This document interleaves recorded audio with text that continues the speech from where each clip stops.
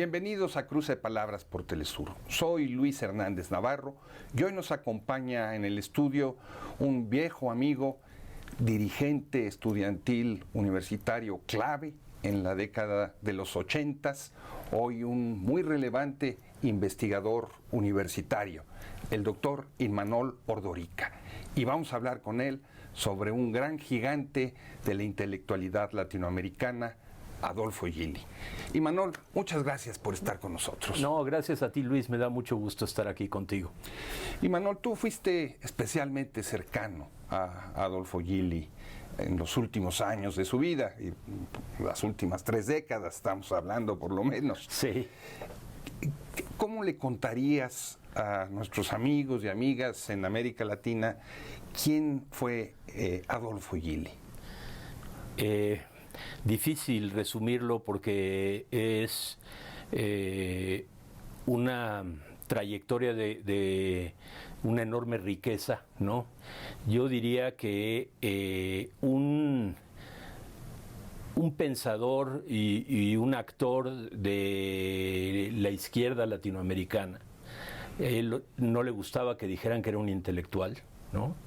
En el mejor sentido de la palabra se planteaba como un político de izquierda, un académico con una gran amplitud de pensamiento.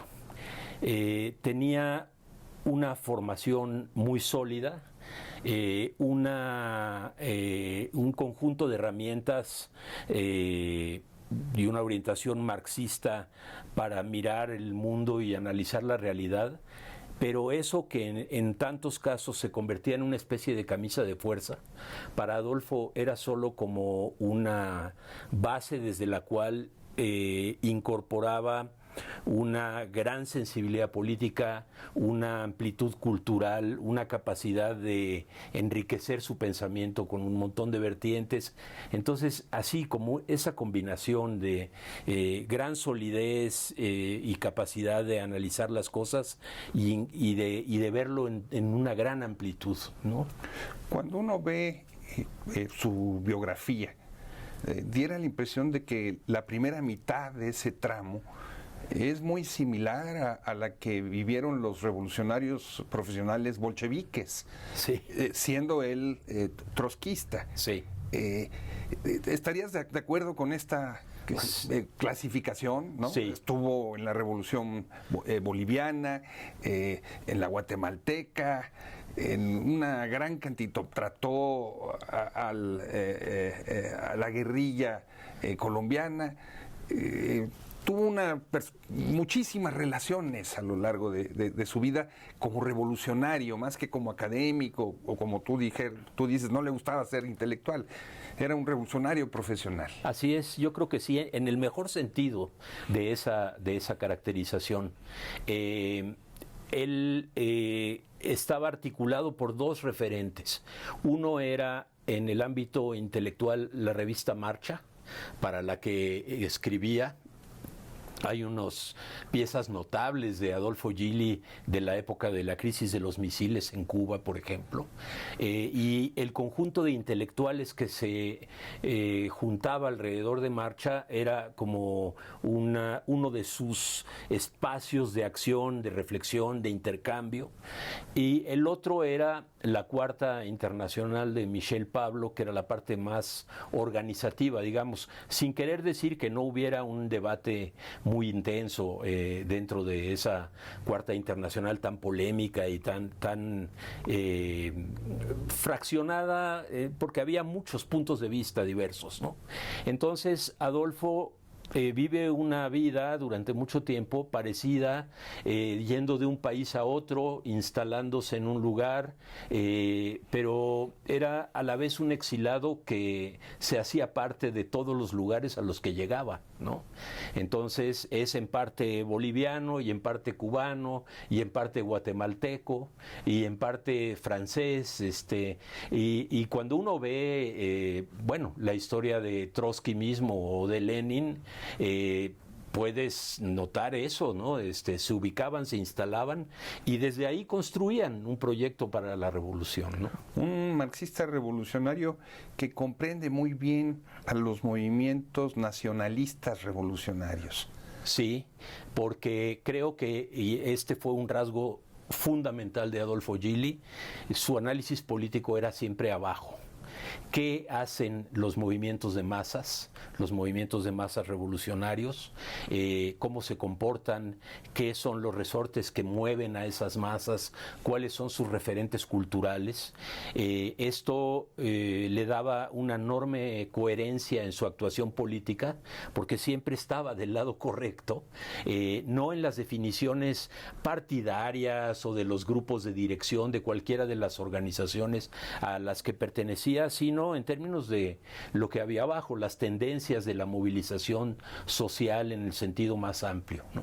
Y bueno, eso le permite a él, en su aproximación a la Revolución Mexicana, hacer un estudio que fue un parteaguas, que rompía con todas las tradiciones oficiales de la historiografía de la Revolución, y hace esa inmensa aportación desde, como decía él, el Palacio Negro, antes de que fuera Archivo General de la Nación, y nos da ese libro y otros más con esa fuerza, ¿no? Él nació en Argentina, pero fue a la cárcel en México. Sí. Y pasó tras las rejas por lo menos alrededor de 6 años. Sí, 6 años. Y convirtió esa estancia, como la defines tú, ¿no?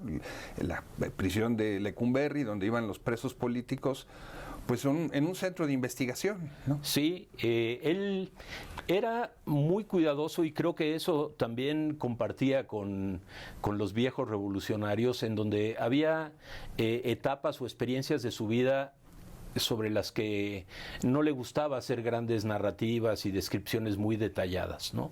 Entonces hay como 5 versiones distintas de cómo es que sale de Guatemala, llega a la Ciudad de México y por qué lo detienen, ¿no? Pero cuando cae en la cárcel, después de pasar por las manos de Gutiérrez Barrios y de la Brigada Blanca, llega a Lecumberri y encuentra ahí a un grupo de también de revolucionarios reflexivos, el más notable quizás Rico Galán, con quienes establece un diálogo muy fuerte, ¿no? Era su compañero de crujía, de así hecho, es, ¿no? Así es. Luego este ambiente se enriquece, es difícil decirlo así, con la llegada de los presos estudiantiles del 68, que estaban en otra crujía, ¿no? Solo unos cuantos fueron a la de Rico Galán y de Gili, con quienes tuvieron debates intensos, pero el esfuerzo de estudiar, que es como otra máxima de los revolucionarios bolcheviques, aprovechar el tiempo de la cárcel como un momento de reflexión y de elaboración teórica y conceptual, pues él lo aprovechó de esta manera, ¿no? Tú fuiste su amigo muchos años. Él se negaba sistemáticamente a dar entrevistas sobre su vida personal. Sí. Sin embargo, en las conversaciones con sus amigos o sus gentes cercanas, era muy generoso en las anécdotas, ¿no? Sí. En contar su relación con Camilo Torres, lo que fue su exilio en Francia o en Italia, la relación con Pablo. ¿Cómo te explicas tú esa secrecía en lo que tenía que ver con su vida política? O sea, creo que es algo a lo que tú y yo tuvimos acceso en alguna parte de nuestra vida, en el comienzo de la militancia, en donde había cosas que simplemente no eran para contarle a nadie, no necesariamente de la clandestinidad absoluta, que por cierto Adolfo sí la vivió en ciertas etapas.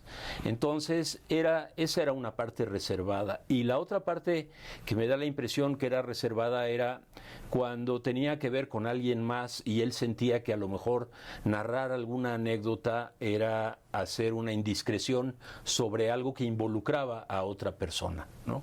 Entonces, el tema de Camilo Torres era muy fuerte para él porque tenía esta sensación que formuló más bien en la parte última de su vida sobre el hecho de cómo se le había pedido de manera absurda a Camilo Torres que hiciera una demostración de compromiso revolucionario sin tener la preparación adecuada ni nada, de ir a recoger un fusil en medio de un intercambio de balas en Colombia y caer muerto en su primera aparición en la guerrilla. Entonces, él me parece que él tiene 2 libros que son por la senda guerrillera de América Latina, donde hace un montón de descripciones y de una narración general de digamos, recorrido por todo el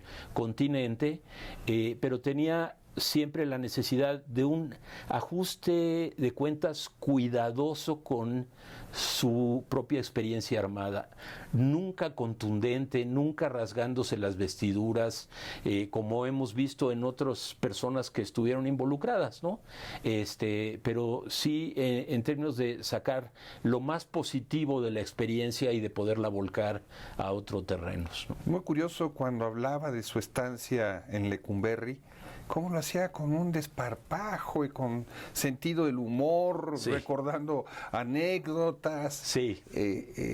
A veces hablaba de algún burócrata del Partido Comunista que tenía quien le cocinara cuando otros no, pero en general era generoso con los que fueron sus compañeros, aunque no lo hubiera decidido él en esa etapa de su vida. Y eso que había una parte de algunas de las gentes que estaban en la cárcel del movimiento estudiantil y otros, que muy en la línea de un pensamiento de caracterización de lo que había sido el papel de los trotskistas en la guerrilla guatemalteca, habían hecho afirmaciones muy injustas sobre Adolfo Gili, y entonces le hacían reclamos y había algún tipo de, hoy diríamos, bullying, al que él respondía, nunca se echaba para atrás, y se ponía al tú por tú.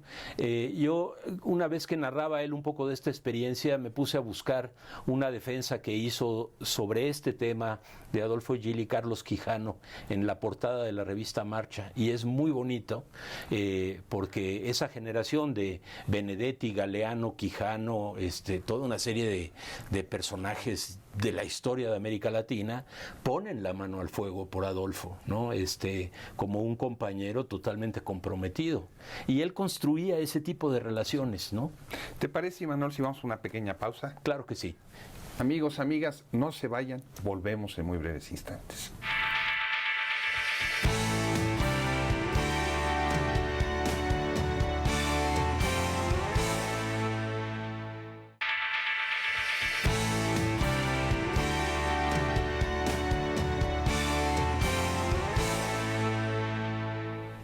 Estamos ya de vuelta en este cruce de palabras, conversando con el doctor Imanol Ordorica, investigador en la Universidad Nacional Autónoma de México, sobre una figura muy relevante en el mundo de las revoluciones y las transformaciones en América Latina, Adolfo Gili.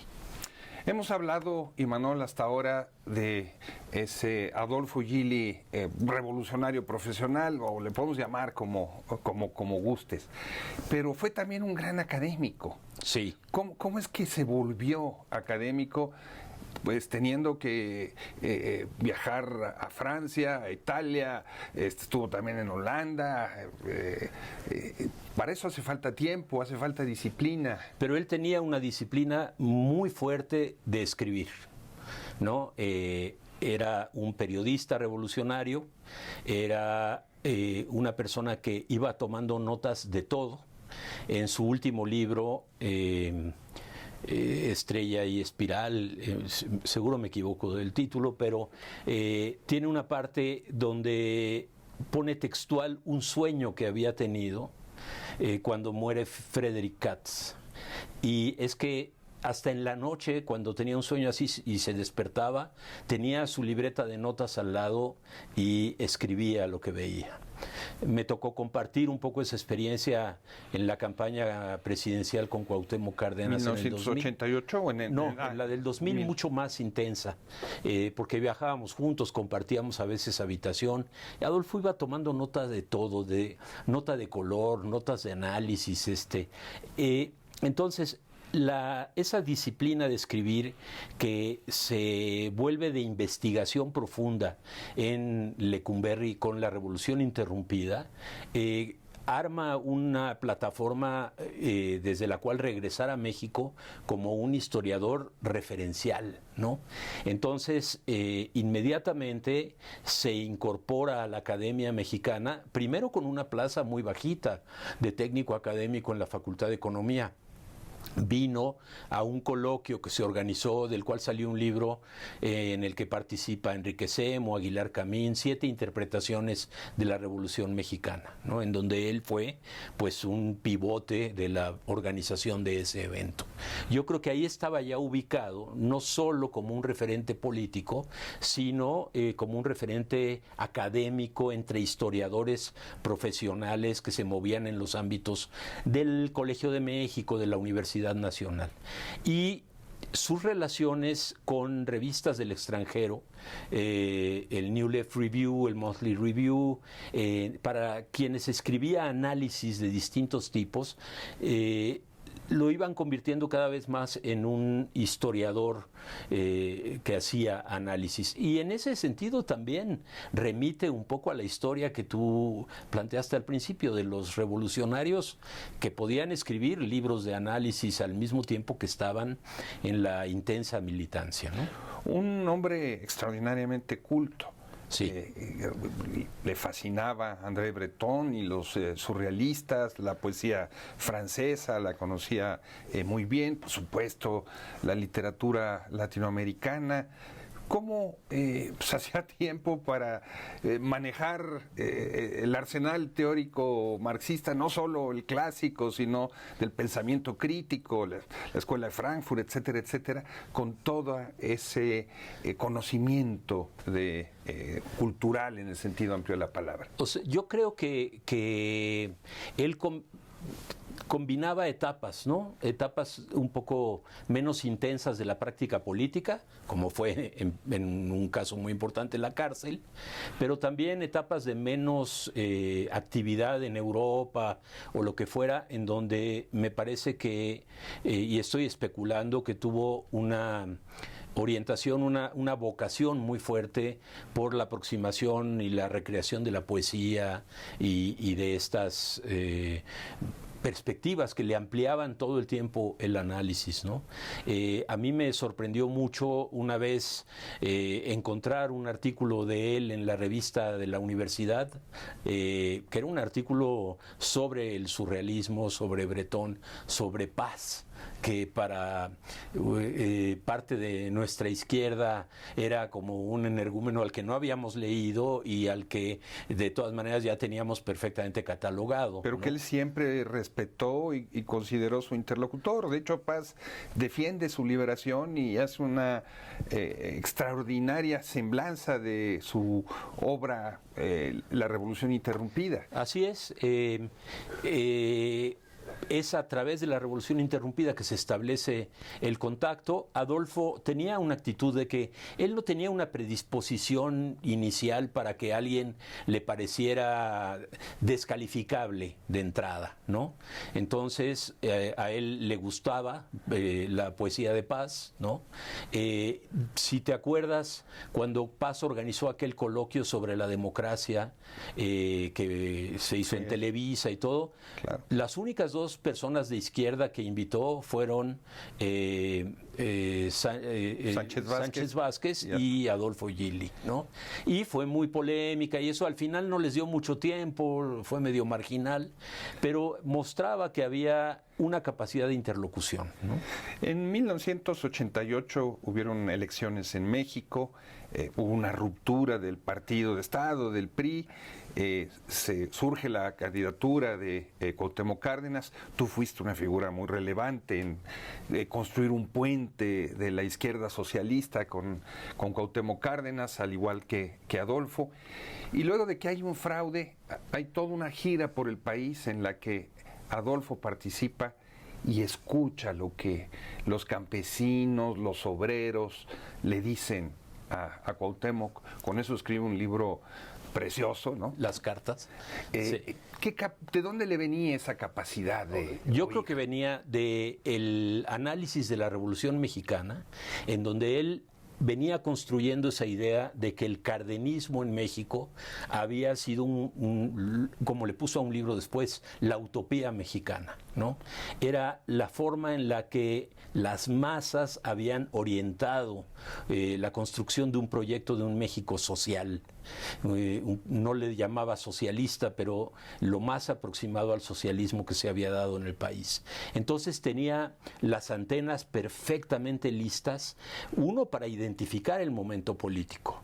Nosotros no tuvimos mucha dificultad para transitar porque éramos una organización con un nombre muy rimbombante, Convergencia Comunista 7 de enero, y transitamos rápidamente hacia lo que después fue el PRD, con la cercanía con Cuauhtémoc. Pero Adolfo había sido un constructor del Partido Revolucionario de los Trabajadores y hace una ruptura cuando el PRT no acepta apoyar la candidatura de Cárdenas. Y él tenía perfectamente claro que esto no era un proyecto de partido o individualista o de una corriente para competir en las elecciones, que era un proyecto político de masas, como efectivamente fue. Y esa lectura que hizo Adolfo en esos años, para nosotros fue importantísimo, porque le daba un sentido y una explicación histórica y conceptual a algo que era para nosotros de feeling, ¿no? De pura sensibilidad. Una pregunta para levantar ámpula. Adolfo fue toda la mitad de su vida militante trotskista, sí, de una corriente dentro del trotskismo muy caracterizada. Entró al PRT, que fue el gran partido de los trotskistas mexicanos, que se había formado en el 76 hasta el 84, un poco con distancia. Y luego, efectivamente, como tú señalas, es un actor fundamental en la formación del Partido de la Revolución Democrática. ¿Cómo caracterizarlo en toda esa etapa? ¿Era trotskista? ¿Era un marxista revolucionario?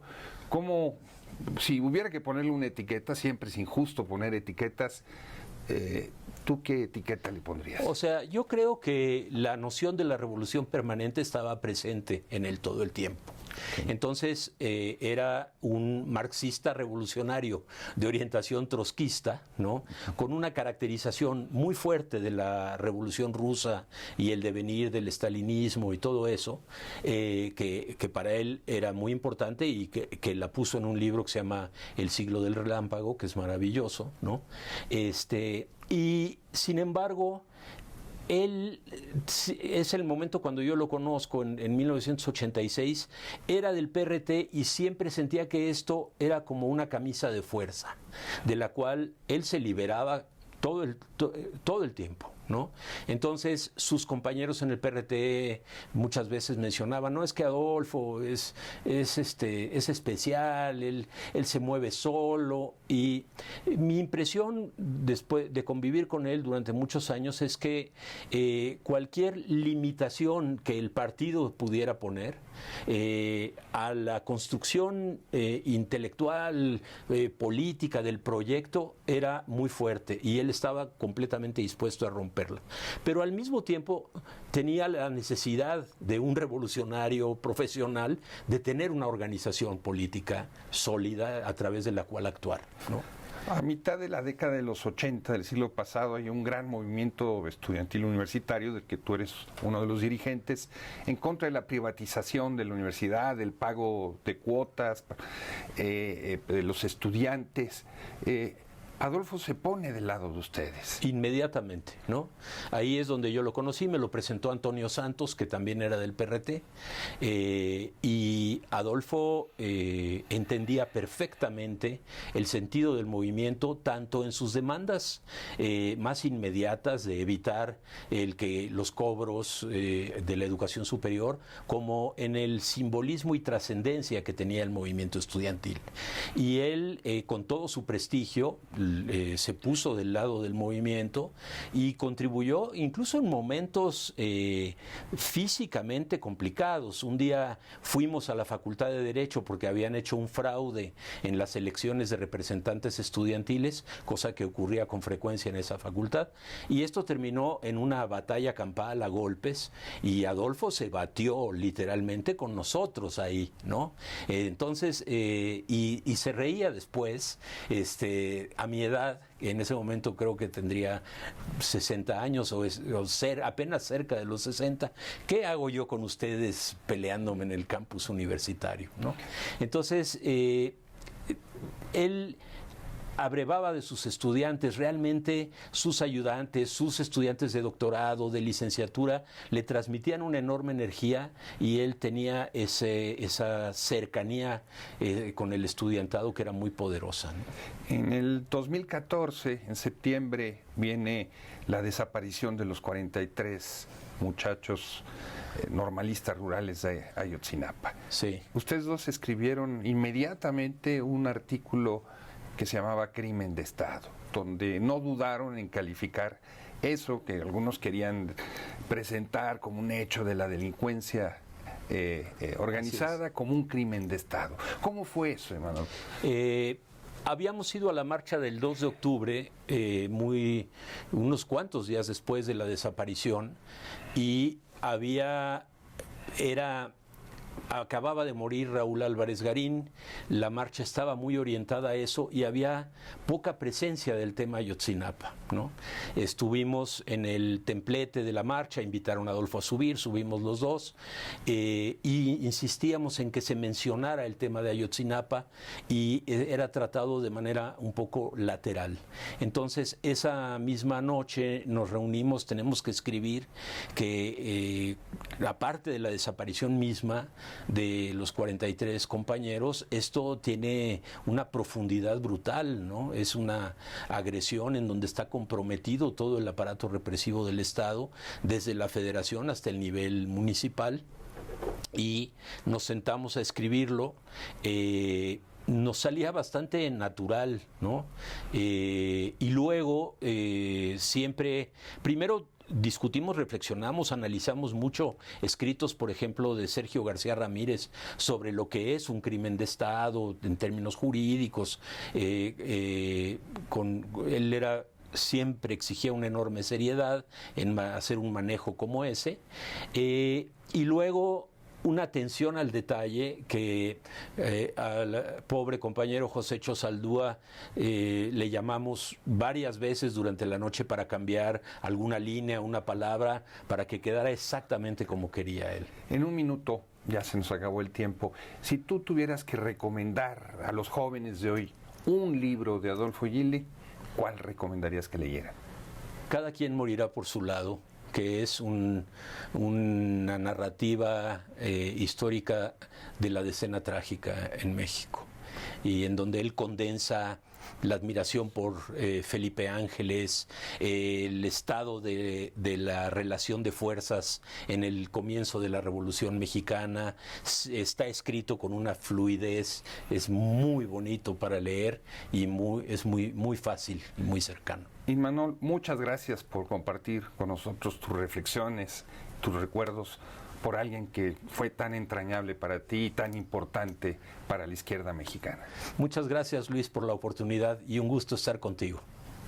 Amigos, amigas, muchas gracias por su amable compañía. Ya saben, los esperamos la semana que viene aquí por Cruce de Palabras por Telesur. Hasta la próxima.